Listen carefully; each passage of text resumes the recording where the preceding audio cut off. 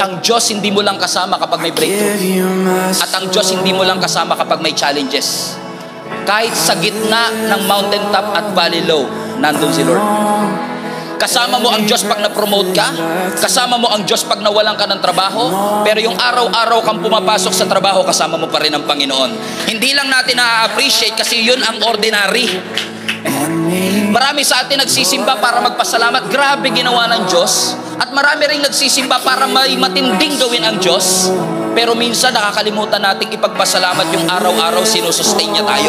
Yung araw-araw may trabaho tayo. Yung araw-araw may nakakain tayo. Yung paglakad po natin kasama si Jesus. Kasama din po sa pagpapala ng Diyos at presensya ng Diyos. Yung mga simple at ordinaryong parte ng ating buhay.